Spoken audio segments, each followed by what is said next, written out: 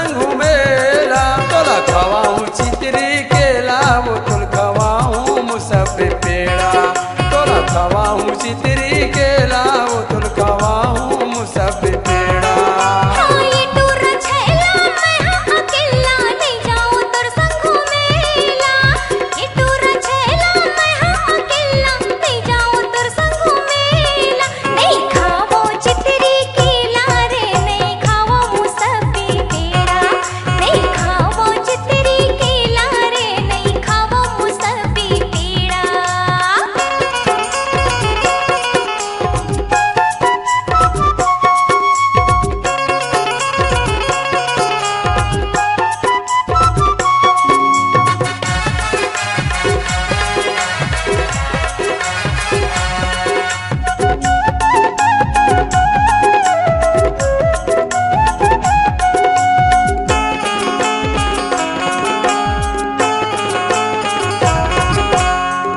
समुन मोड़ गाँव के तीर माँ लगते बाजार हाट वो लगते बाजार हाट।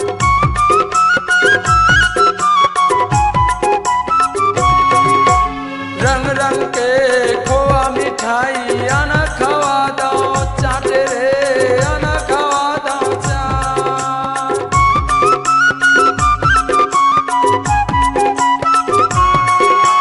बालसमुन मोर गाँव के तीर माँ लगते बाजार हाट हो लगते बाजार हाट।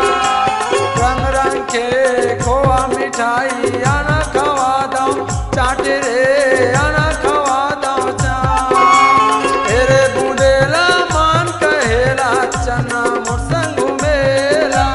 तेरे बुंदेला मान कहेला चना मोर संग घूमेला। तोला खवाऊं चितरी केला वो तुल खवाऊं मुसब्बी पेड़ा। तोला खवाऊं चितरी केला वो तुल खवाऊं मुसब्बी पेड़ा।